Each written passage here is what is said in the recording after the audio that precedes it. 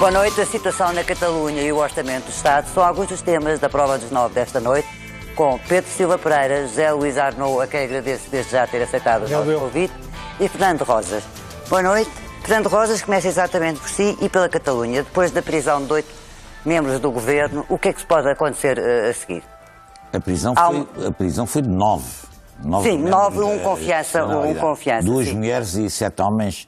E há um mandato de captura incondicionalmente, não é? Sem admissão de caução, e há um outro que foi preso, mas se admitiu a caução e ele pode pagar dentro de pouco tempo. O que eu acho é que a situação se está a radicalizar de uma forma, a meu ver, inquietante, e aparentemente o Governo de Madrid não quer negociar nada. Quer dizer, aparentemente a questão em Madrid, do Governo de Madrid, é dobrar os catalães. E não aceitaram aquela porta aberta que o Puigdemont lhes ofereceu de tomar ele a iniciativa de convocar as eleições. Mas ele também não chegou a convocar. Fernando, isso não é bem assim.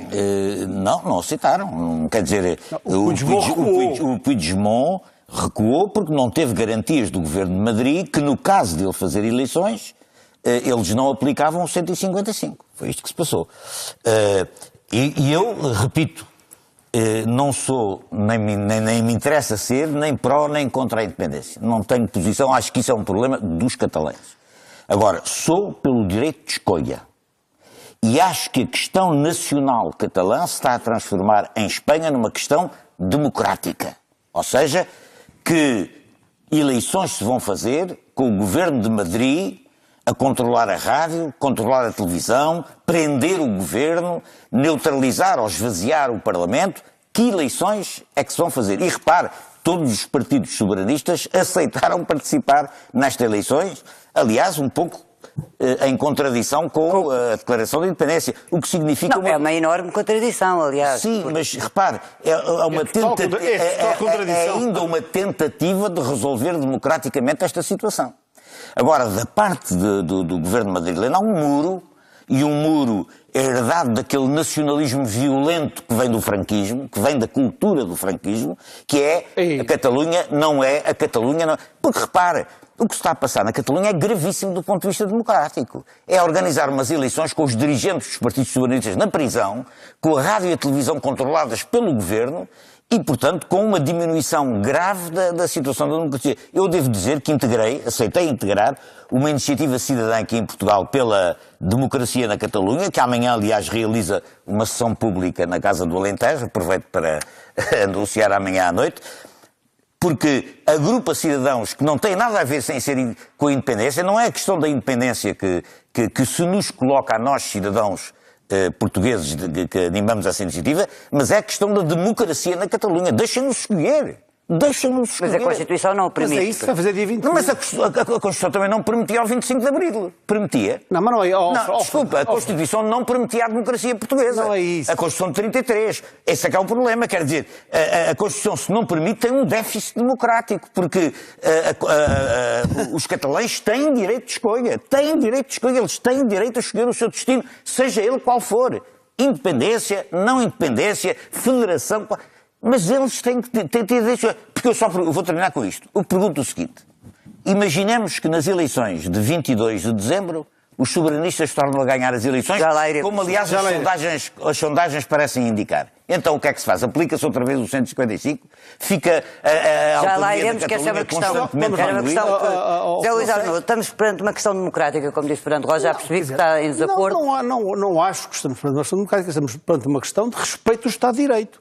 A Constituição espanhola é uma Constituição que saiu da democracia. É uma Constituição... É uma Constituição que não permite o direito de escolha dos catalães. Quer dizer, como também a portuguesa não permite o direito de escolha dos algarvios. Quer dizer, não, mas é diferente. Os algarvios não são uma nação, a Catalunha é uma nação plurissecular. Uma nação plurissecular. Aliás, na Espanha não há uma questão nacional, há 3 questões nacionais. Pronto, ainda bem que veio aí. Bom, mas a questão é esta, eu não estou de acordo, até porque quando se vem com esses estigmas de que não há de que não há liberdade de comunicação, basta ver a TV3, quer dizer, hoje o ex-presidente da Carlos Puigdemont falou na TV3, portanto não há controle de Madrid, aquele terror do controle de Madrid. Isso não, mas a verdade é que os órgãos de comunicação social estão muito radicalizados, nomeadamente os órgãos espanhóis. Vamos ver, a questão é esta. A questão tem que se olhar com muito cuidado, porque os partidos independentistas podem continuar a ter um forte crescendo nas sondagens como estão a ter e, portanto, eu aí concordo com o Fernando Rosa. Isto pode ser um problema complicado. As últimas sondagens são essas. Agora, o referendo que houve anterior foi uma fraude, aquilo era um referendo. Há uma senhora no YouTube que votou 4 vezes, quer dizer, que era um referendo sem qualquer controle democrático. Esse é que não teve qualquer controle democrático. Mas o que nós queremos... poderia ter controle democrático se o deixassem ter feito. A outra, mas foi deixado de fazer, foi feito anteriormente. Foi feito anteriormente o 2014. O 2014, não é? Mas a questão é esta, vamos lá ver, é preciso respeitar o Estado de Direito, quer dizer, o que temos é isto, ou respeitamos o Estado de Direito e as coisas fazem-se dentro da legalidade do Estado de Direito, porque é que para umas coisas o Estado de Direito funciona e para outras já não funciona, não. O direito de escolha não é um direito democrático, elementar, na nossa Constituição, até um artigo da Constituição. Muito bem, mas a questão não é essa, a questão que está é que há uma Constituição, a Catalunha tem um seu grau de autonomia, há um processo democrático, há os órgãos competentes para declarar e para governar a Catalunha e para decidir. E os referendos são referendos nacionais, porque é a Espanha toda que tem que se manifestar, não é a Catalunha. Não é a Espanha toda que vai decidir se a Catalunha é independente outra questão. Mas isto não é uma questão essencialmente política. É, mas esse é que é o problema. Qual é a saída política? O que nós vemos hoje em dia, infelizmente, é uma instrumentalização daquela que foi a decisão da Justiça, que cabe à Justiça o que é da Justiça e à política o que é da política. E hoje temos que a Justiça está a aplicar as regras de direito no Estado democrático. O problema é que não há separação da Justiça com a política neste momento em Espanha. Isso é o que o Fernando acha, não é? Claro, na Catalunha, por menos, claro. A Justiça que está a aplicar aquela que são as leis gerais do país e do Reino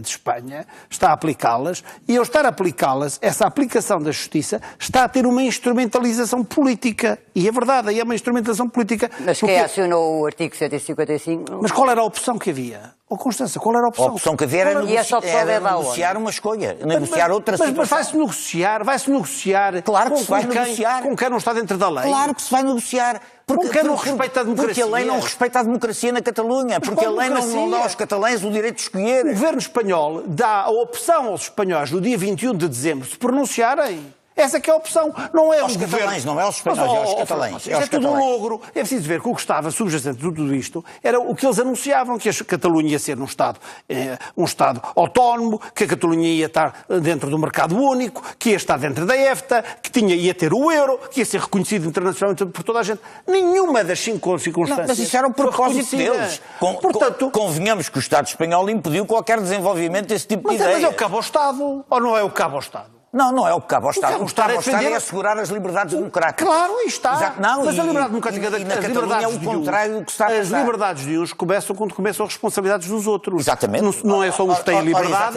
e não são só outros que têm responsabilidades. É o cruzamento das duas funciona. É o cruzamento das duas, esse é o Estado democrático. É o que o Estado espanhol não está a fazer. Bom. Pedro Silva Pereira, como é que vê o que é que pode acontecer a seguir? Quer dizer, como é que vê esta decisão política de Madrid de ter acionado o artigo 155 e a consequente depois prisão dos ex-membros do governo da Catalunha, mandato de captura para o ex-presidente, enfim, que solução política é que pode haver aqui? Se ainda por cima as eleições de dia 21 derem a vitória aos independentistas. Bom, em primeiro lugar, eu queria deixar claro, eu não tenho particular simpatia pela causa da independência da Catalunha. Nem me parece que a declaração unilateral de independência tenha a legitimidade democrática de ser fundada num referendo regular, que não foi o que aconteceu, e não é apenas o facto de não ser legal, é não ter decorrido de uma forma suficientemente regular para nós podermos, com base naquele processo de consulta, concluir qual é a vontade do povo. Não foi o referendo regular, porque foi impedido pela polícia de o ser. Certo, pela polícia de acordo, espanhola. mas a verdade é que não foi. Não foi, e, muito portanto, bem, e então arranja-se uma maneira de ser, não é? Dito isso, para ficar claro, aquela que é a minha posição substantiva em relação àquilo que está ali em discussão, eu não tenho simpatia pela causa da independência da Catalunha, mas tenho muita simpatia pela causa da democracia e da liberdade. E o que nós hoje devemos começar por discutir é esta reação de uma prisão preventiva coletiva dos membros do governo da Catalunha, que hoje foi decidida e que não é, aliás, não me parece nada que seja, uma consequência obrigatória do acionamento do artigo 155, que... Mas essa é que é uma decisão, foi uma decisão... Jurídica. Foi uma decisão com certeza jurídica, mas é uma decisão com certeza também muito politicamente motivada. Basta dizer... Mas o acionamento do artigo 155 não levava a isso. Não necessariamente. O acionamento do artigo 55 significava a moldura penal significava a dissolução dos órgãos do governo da Catalunha. O que isto aqui aconteceu foi outra coisa. Foi uma prisão preventiva com fundamento no perigo de fuga dos membros do governo da Catalunha que não fugiram. É preventiva. Sim, mas foi a decisão que foi agora tomada. Do crime foi a decisão que foi agora tomada. Parece-me que vai nisso muito abuso de poder e muito conluio entre o Poder Judicial e o Poder de Madrid. E acho que isso é um perigo para a democracia, para além de ser um erro na gestão política deste Estado. E o Partido Socialista Espanhol não devia ter tido uma posição mais firme? Já vamos ao Partido Socialista Espanhol. Nós já temos ali uma situação muito explosiva, evidentemente, que requer uma gestão política cautelosa da situação, responder numa situação de tensão como esta, com uma prisão preventiva dos membros do governo da Catalunha, mais um mandato de captura internacional para o líder independentista, é uma provocação. Está fugido, que cobardemente. é uma provocação que corre o risco de detonar uma situação de violência que até aqui, isso devemos reconhecer, os independentistas não provocaram na Catalunha. E, portanto, isso parece-me errado a todos os títulos, parece-me antidemocrático, parece-me contrário ao princípio da liberdade da opinião e da liberdade de expressão, e é um erro político na gestão deste caso. Não quero fugir à pergunta sobre o Partido Socialista Operário Espanhol, que me parece a única força política que tem tido, nesta situação turbulenta, um mínimo de lucidez. O que o Partido Socialista Operário Espanhol tem defendido é uma reforma constitucional no Estado espanhol que conceda uma autonomia reforçada. Sim. E mais, o Partido Socialista Operário Espanhol propôs no Senado espanhol que não se acionasse o artigo 55 se fossem realizadas as eleições autonómicas na Catalunha, que depois os radicais... Não deixaram o Puigdemont avançar.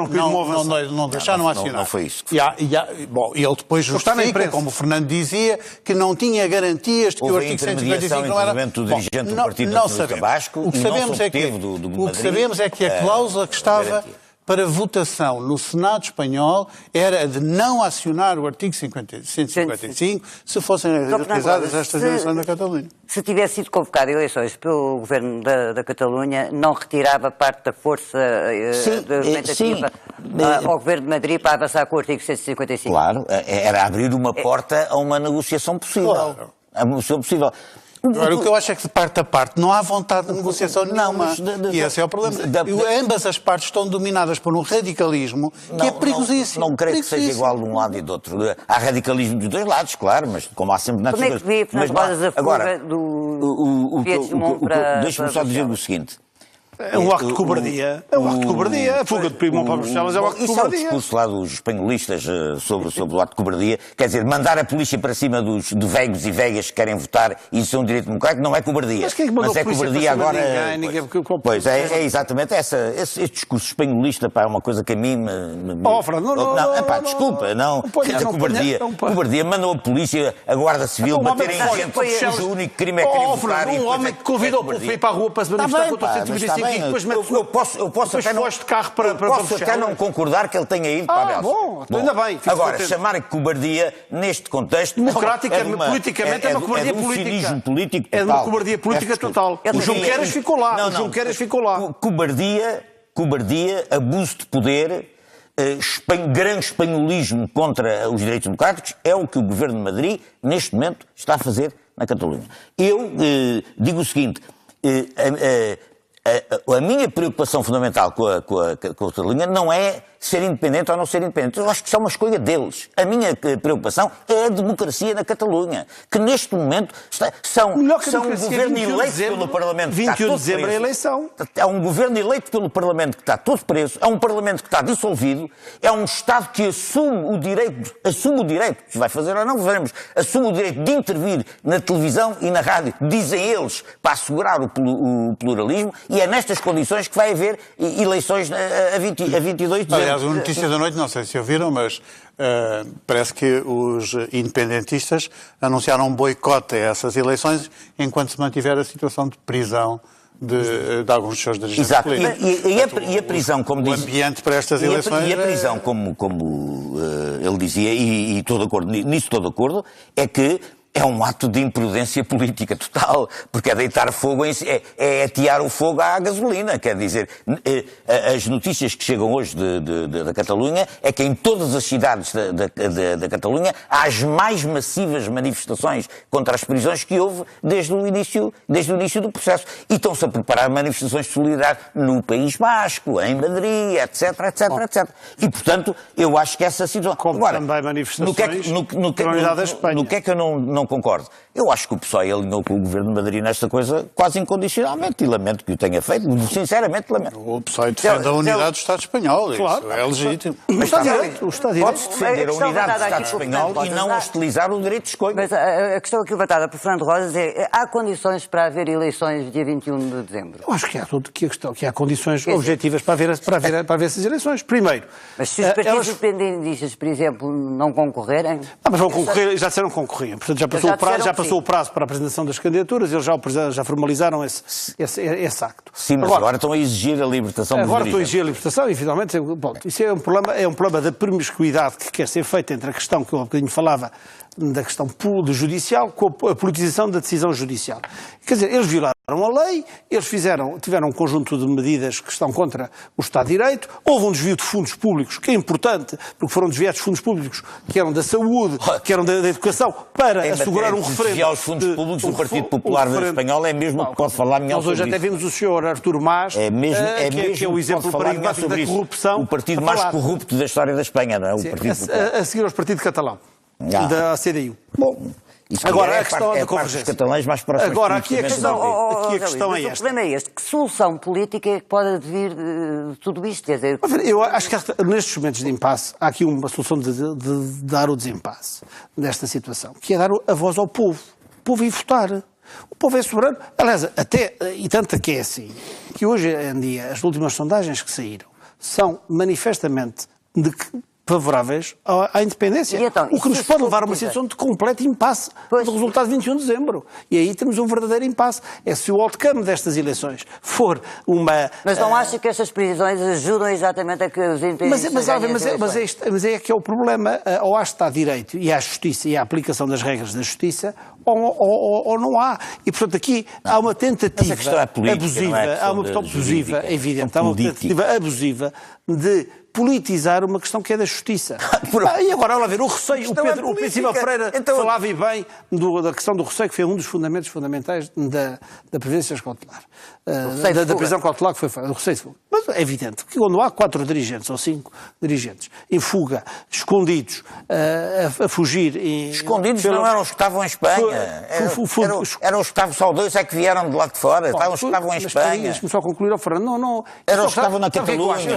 Na Catalunha. Se por acaso este movimento fosse um movimento não de origem de movimentos de extrema esquerda, mas movimentos de extrema direita, só você teria essa posição. Tenho muitas dúvidas na sua coerência nessa matéria. Quem são presos são os da direita. Mas agora... Quem são presos são os do partido do Puigdemont, que é um partido próximo do PP, do ponto de vista do político. Não pode haver decisões judiciais por atacado. Então,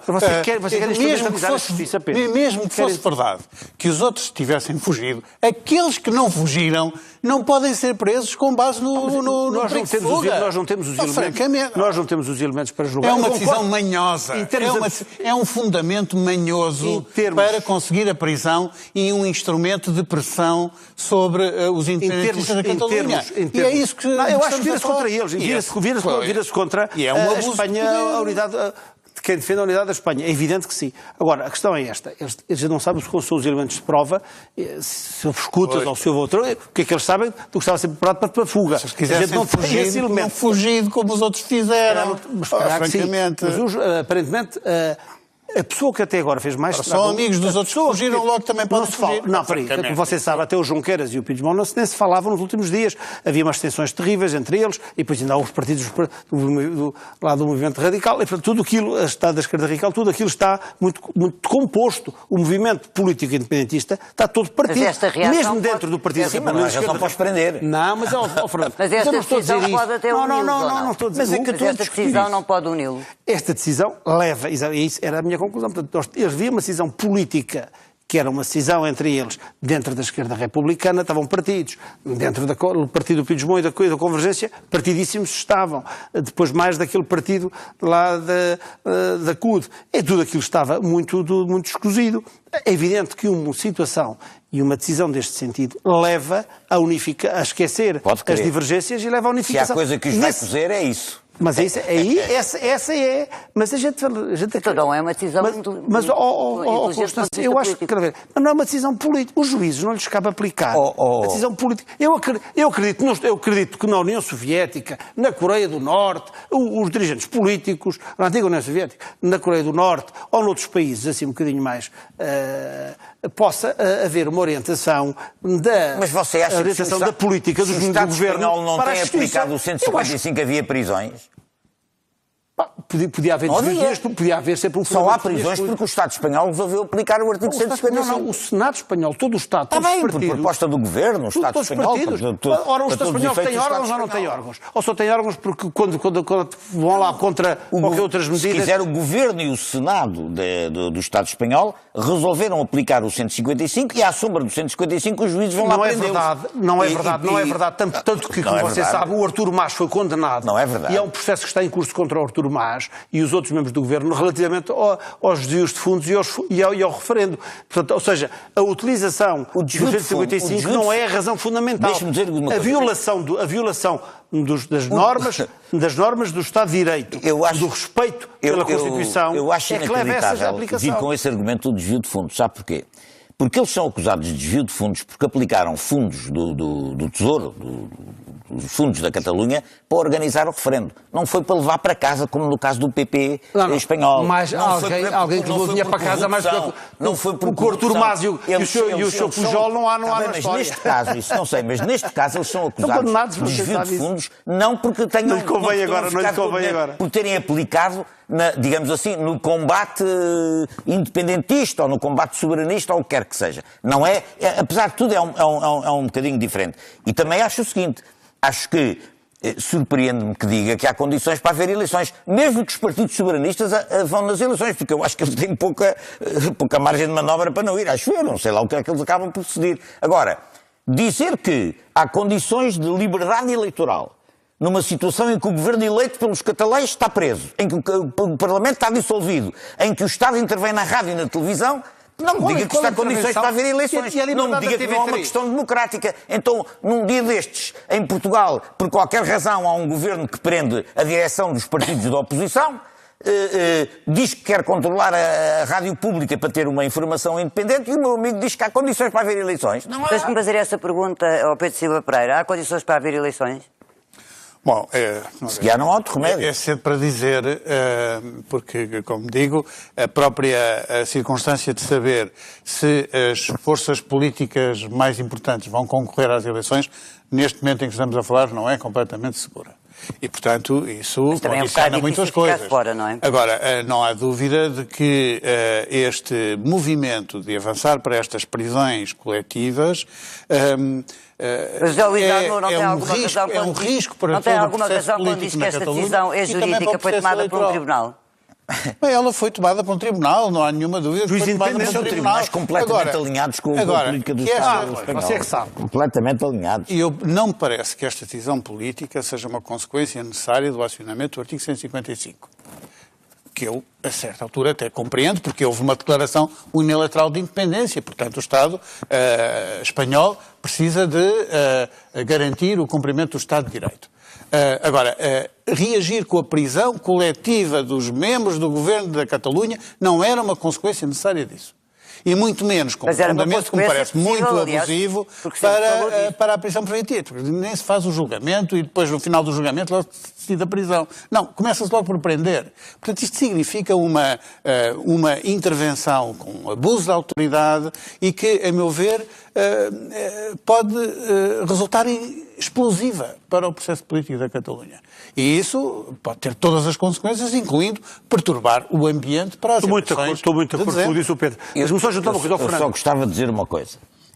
Se na história contemporânea se cumprisse a chamada legalidade instituída, a ordem estabelecida em cada país e em cada momento histórico, não havia Estados independentes. Nem havia muitos países democráticos. Porque a democracia e as independências foram normalmente conquistadas contra a legalidade. Mas há algumas condições para a Catalunha ser independente. Que eu também não... Isso eles... Quer dizer, eu não sei se... Esse é o grande logro, esse é o grande logro desta história. Não me compete a mim estar a dar essa resposta. Não, está bem. A resposta deve ser dada pelos... Viu hoje o relatório do Banco de Espanha. Deixa-me acabar. A resposta tem que ser dada pelos eleitores, pelos cidadãos catalães, numa eleição livre, democrática e plural. É isso que é democracia, não é mais nada. Como vai ver no é o direito de escolha. O relatório, porque eles prometeram. O que esteve na base do movimento independentista era: nós vamos ser um país, nós somos um país que contribuímos para a Espanha, com os nossos PIB e com as nossas empresas, e nós, com os nossos impostos, vamos ser um país autónomo, autossuficiente do ponto de vista orçamental, que vamos ter livre trânsito das nossas mercadorias e de pessoas e bens, vamos ter a moeda, vamos ter o euro, e tudo isso era o grande pressuposto. Vamos ficar muito melhor. O que é que aconteceu até hoje? O que é que aconteceu até hoje sem qualquer independência? Quando o Estado espanhol entrou à bruta e ao pontapé e impediu-los de escolher. Foi o que aconteceu. Não, acho que nenhum... Fernando, deixa-me só falar. Há uma coisa que é a realidade, que é a realidade económica.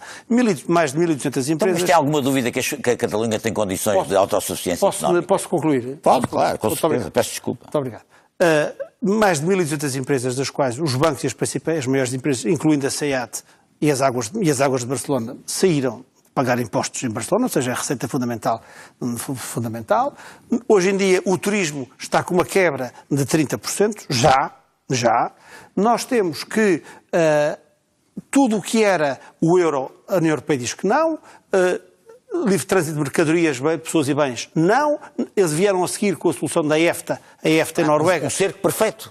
Vai dizer que não. O cerco perfeito. Não, é respeito. Claro, é respeito. E depois vem um relatório. O cerco perfeito contra a escolha. Hoje vem um relatório muito interessante do Banco de Espanha que diz que pode haver uma desvalorização do valor real da economia, do património das pessoas, que pode chegar a 60%. Diz o Banco de Espanha. Eles ainda vão dizer pior. E que o impacto do déficit, o impacto de um desastre da Catalunha e da progressão desta situação, que está a levar a uma consequência, por exemplo, de completa estagnação de algumas decisões políticas de investimento na Catalunha e em Espanha na sua generalidade. E que vai-nos tocar a nós. Pois era isso que eu ia perguntar. Pode ir de 0,3 a 2,5 de perca para o PIB. É o que prevê o Banco de Espanha hoje. Começa já está neste momento contabilizado de 0,3 de perca, pode chegar, numa situação extrema, a 2,5. Ora bem, nós, quando a Espanha espirra, nós constipamos-nos. Em Portugal é o país onde nós mais exportamos, é o país onde nós temos mais relações, inclusive a Catalunha. Historicamente, como sabe, temos uma relação comercial fortíssima com a Catalunha. E devemos a independência à Catalunha, historicamente, já. Silva Pereira, reações é que pode haver para Portugal, nomeadamente... Sim, eu concordo com os dois Arnaud. É evidente que uma turbulência política em Espanha e, em particular, na Catalunha, não deixará de ter consequência económica para Portugal. Nós temos uma relação económica muito intensa com o Estado espanhol. Mas isso é mais uma razão para que esta situação política difícil, porque ela jurídica é muito simples, mas é uma situação política difícil, seja gerida com bom senso, de parte a parte, com espírito de diálogo entre as partes e também do Estado espanhol. A reação da Europa... Porque a reação da Europa foi o total alinhamento... Sim, alinhou totalmente com o governo Há uma espanhol. coisa que é preciso perceber. Num cenário de independência da Catalunha, a adesão da Catalunha à União Europeia não é disso que eu estou a falar. depende de uma decisão unânime dos Estados-membros da União Europeia e logo também da Espanha. Não estou a falar disso. Antes de chegarmos à independência, estou a falar da reação da Europa em relação a este processo, em relação às prisões, por exemplo, e às detenções de membros do governo. Agora, eu respeito o Estado de Direito. Nenhuma reação da parte das autoridades. Mas espera que venha a haver? Bom, não sei. Quer dizer, eu acho que tem havido da parte das instituições europeias uma consideração de que este processo é um processo ilegal e, portanto, violador do Estado de Direito e compete ao Estado espanhol assegurar o cumprimento das suas regras do Estado de Direito. Isso tem sido o tom das reações. Eu acho que há razões para apelar a uma gestão com mais bom senso desta situação difícil e uma garantia de respeito dos princípios democráticos. Não há necessidade, para dizer o mínimo, não há necessidade de que a resposta do Estado espanhol, com firmeza, para cumprir as regras do Estado de Direito, para evitar a consumação de uma declaração unilateral de independência, se tenha que materializar numa operação repressiva e limitadora das liberdades e da democracia na Catalunha. Não há necessidade disso e isso, se for feito, é perigosíssimo para tudo, para a situação política na Catalunha, em Espanha. E a questão económica, com o orçamento como nós temos em Portugal, se houver aqui algum reajustamentozinho, nós estamos preparados para isso. Eu gostava Nosso orçamento não está preparado só para terminar este tema. Sim, mas gostava de dizer duas notas muito breves. Primeiro, o cerco económico que está a ser feito à Catalunha é orientado pelo Estado espanhol. O Estado espanhol é que tem responsabilidade pela mobilização das empresas para fora da Catalunha, etc. Há um cerco económico que está a ser feito à Catalunha. Segundo lugar, segunda observação, lamento, mas a União Europeia tem tomado uma atitude absolutamente cínica nesta questão. Porque a União Europeia há umas independências que apoia. Por exemplo, apoiou do Kosovo, também era contra a lei da Jugoslávia nessa altura. Não é? Andou metida na independência da Ucrânia, também era contra a lei na altura. Quer dizer, esta política externa da União Europeia não é uma política externa unívoca nessa matéria.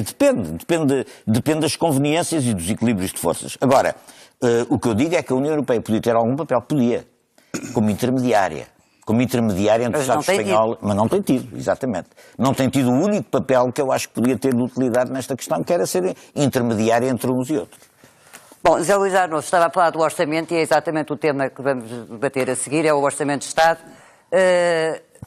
Estava a dizer que o orçamento não dava margem para qualquer sobressalto que possa acontecer nos próximos tempos, seja ele na Catalunha, seja ele... Bom, a questão orçamental é muito simples. Temos um Orçamento de Estado que é um Orçamento de Estado em que dois terços da despesa pública é para salários e para despesas de funcionamento do Estado. E temos um orçamento que, num momento de bonança económica e de crescimento da economia, está na senda de não aproveitar essas reservas e essas almofadas de fazer as reformas, por exemplo, que o Sr. Schroeder fez há uns anos na Alemanha, e que em Portugal nem Guterres nem Sócrates fizeram. Nem o PSD também. O PSD pediu sempre, quer dizer, não se esqueça que quando chegámos ao governo em 2002, a promessa do engenheiro Guterres era que o déficit era 1.1, o déficit era 4.4, e portanto o PSD teve que pôr a 3%. E quando chegou ao governo em 2011, o déficit era 1%. Deixaram o déficit com 6,8%. Agora, aqui a questão 6,83%, não se lembra. Deste orçamento, quer dizer, devia ter a opção de criar aqui uma almofada de reformas e uma reforma e esta folga económica para poder reestruturar a administração pública, cortar a despesa, fazer o necessário. Não. Este orçamento aproveita este aumento violentíssimo dos impostos e esta folga económica para criar um conjunto de benesses eleitoralistas, nomeadamente em vencimentos, pensões e outras coisas, outras despesas que tal. E, portanto, é uma oportunidade perdida nesse sentido, no momento em que vivemos uma grande incerteza internacional. Porque a incerteza internacional que nós vivemos é total, nós não sabemos se há uma bolha especulativa enorme, hoje em dia, vê-se em algumas bolsas, temos uma incerteza completa com esta administração de Trump e com a situação da Coreia, que pode criar aqui uma instabilidade económica internacional total. Temos a questão da Catalunha e temos uma outra questão também, que não é despicienda, que é o crescimento dos partidos populistas na Europa, que podem levar a uma reconfiguração daquela que é o quadro de funcionamento das instituições europeias e da Europa no seu todo. E, portanto, este conjunto de fatores levam e aconselham a uma cautela reforçada de criação de almofadas e criação de algumas reformas estruturais que deviam ser feitas e que não foram feitas e que não estão a ser feitas. Porque chapa ganha, chapa gasta. Pedro Silva Pereira, chapa ganha, chapa gasta, e a oposição tem acusado também este orçamento de ser um orçamento eleitoralista que beneficia as clientelas. O único problema nessa tese é que não vai haver eleições para o ano. Portanto, é uma tese que é absurda. E as clientelas, sabe? Bom, o que chamam as clientelas são os contribuintes. São os contribuintes. Este orçamento é um orçamento que devolve rendimentos às famílias. Portanto, as clientelas, aquilo que a direita chama as clientelas são as famílias, são os contribuintes que pagam IRS e vão pagar agora menos IRS, são os pensionistas. Isto é o que eles chamam as clientelas. Ora, vamos lá ver. Eu acho que o Governo apresenta-se neste debate orçamental com a credibilidade de quem tem uma política económica orçamental que está a dar bons resultados. Isso, naturalmente, dificulta muito o exercício da oposição de desacreditar o orçamento. É um orçamento que apresenta um cenário de crescimento económico, aliás, um cenário que foi validado até pelo Conselho das Finanças Públicas, o insuspeito Conselho de Finanças Públicas, e, portanto, as habituais discussões sobre a credibilidade do orçamento não fazem sentido. É um orçamento que... é um orçamento de crescimento económico, é um orçamento de redução do déficit, é um orçamento de redução da dívida pública, é um orçamento de continuação da redução. Mas é um orçamento que não faz face a qualquer situação de emergência. Eu acho que há um equívoco a propósito da questão da recuperação dos rendimentos das famílias que a direita tem vindo a alimentar. Porque a direita tem uma ideia das reformas estruturais que não tem que ver com os rendimentos das famílias. Acham que reformas estruturais é facilitar os despedimentos. Ponto final. Ora, acontece que se há uma reforma estrutural, é a de devolver às famílias um horizonte futuro. Porque essa reforma estrutural é que enfrenta o problema da imigração dos jovens e o problema da natalidade. Saíram esta semana os números do desemprego. O desemprego baixou para 8,6% no mês de setembro e o número de empregos criados desde que este governo chegou já vai em 216 mil. Ora, eu chamo isto uma reforma estrutural. Dar aos jovens, dar às famílias a falar de empregos oportunidades de emprego. 700 euros, pois, porque nós gostamos muito de discutir o problema tremendo do inverno demográfico, da quebra da natalidade. Nos anos da Troika, a natalidade decresceu 20% em Portugal. Ora, inverter esta situação, dar às pessoas uma perspectiva de futuro, às famílias estabilidade, emprego, isto é muito importante, é estruturalmente importante para a economia portuguesa. Isto faz elevar o crescimento potencial da economia portuguesa. É uma visão miúpe das reformas de que o país precisa. Imaginar que isto se faz com a facilitação dos despedimentos e mandando os jovens emigrar. Isso é que me parece uma visão distorcida daquilo que o país precisa. Fernando Rosa, ainda hoje Maria Luísa Albuquerque dizia que só havia uma única coisa boa no orçamento, que era não haver a reestruturação da dívida. Tudo o resto era mau. Ora, Fernando Rosa é defensor da reestruturação da dívida e em relação ao orçamento, tudo o resto é mau. Uma das maneiras, vai lá, que a oposição também assinou e que em parte o Bloco também concorda, é exatamente o problema das cativações, deste déficit ser conseguido à custa de cativações. Portanto, haver uma distribuição de rendimentos, mas ao mesmo tempo haver um corte no Sistema Nacional de Saúde, na educação, etc. Não há cativações no Serviço Nacional de Saúde. Não há, pois não. Deixe-me dizer-lhe uma coisa que é o seguinte. Em primeiro lugar, este discurso da direita sobre o orçamento é um discurso velho e revelho, quer dizer, não há novidade nenhuma nisto, é a repetição do que eles têm dito sempre. E que é uma posição que revela duas coisas. Primeiro, uma insensibilidade social escandalosa, porque o governo anterior, o governo do PPD... PPD-PSD. CDS, cortou nos salários, aumentou os impostos, aumentou o desemprego, mandou milhares de empresas para a falência, desencadeou uma imigração que só tem precedentes nos anos 60, cortou nas pensões, cortou nos auxílios sociais, precarizou as relações laborais, foi uma ofensiva em grande escala contra os direitos sociais, contra a economia e contra a sociedade. E, portanto, no momento em que este orçamento prossegue numa política de recomposição parcial ainda dos rendimentos das pessoas e da reposição dos impostos, e ainda não se foi à situação antes deles governarem, vir falar de que isto é dinheiro desperdiçado é de uma insensibilidade social. As pessoas que lá estão em casa e que sofreram o desemprego, os cortes de salários, o aumento das pensões, o corte das pensões, o que é que vão dizer? Quer dizer, eu acho que isto eles não percebem porque todas as medidas deste governo, do governo anterior, que foram tomadas, foram medidas de benefício do patronato, sem nenhuma exceção, desde as questões laborais, à política fiscal, tudo. Agora que se tomam algumas medidas para dar às pessoas que vivem, aos trabalhadores por conta de outrem, de uma parcial melhoria da sua situação económica, vir falar deste argumento é uma coisa de uma insensibilidade social e ao mesmo tempo não perceber que estimular, eles esqueceram-se do Keynes, ou então nunca o leram, não é? É esquecer que a reposição de rendimentos faz com que as pessoas aumentem a procura, melhorem o emprego, paguem mais impostos, ou seja, é uma medida multiplicadora no estímulo da economia, que é boa para a economia, não é má. Aliás, a prova está no algodão, como diz o outro, não é? Quer dizer, a prova está nos resultados económicos. Não crescemos tanto desde o ano 2000, há 17 anos.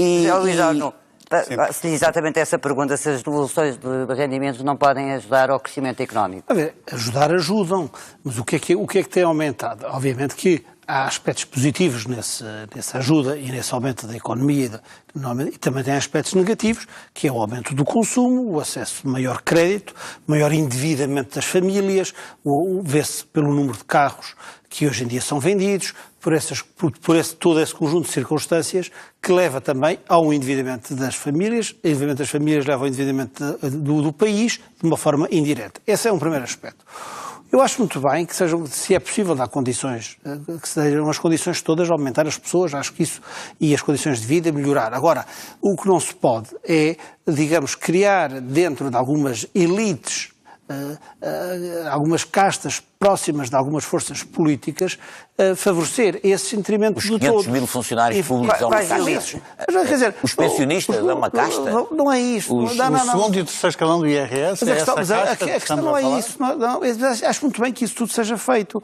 Agora, a questão é esta. Isso tem que ser feito dentro do, como disse o Pierre Moscovici, seu colega socialista, comissário Pierre Moscovici, que fez a carta mais dura que houve. Você está em Bruxelas, viu primeiro, e leu com mais atenção que qualquer um de nós, relativamente ao facto de este orçamento não corresponder em nenhuma medida àquelas que são as medidas de reajustamento orçamental. Luís Arnaud, desculpe. Não. Eu li a carta. A carta o que diz é que este orçamento reduz o déficit estrutural em 0,4 nas contas da Comissão Europeia, nas contas da Comissão Europeia, enquanto que o Governo diz que 0,5 é uma décima, já isso vai-se resolver. Portanto, não venha dizer que é a carta mais dura, porque eles estão a dizer, eles estão a reconhecer que este orçamento reduz o déficit estrutural. Mas também dizem na carta, como você vê, que há um conjunto de medidas relativamente ao reajustamento do orçamental que não estão a ser implementadas e que estão, digamos, que precisavam de ser feitas. Não estão contabilizadas. Que eles agora aqui a questão é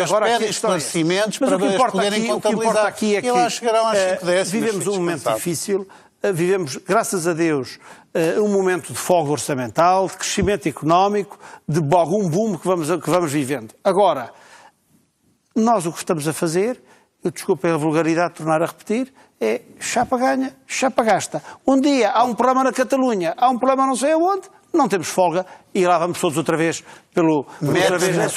método déficit 1%, José Luís Arnaud. E assim chegamos ao fim de mais uma prova de 9. Boa noite e até para a semana.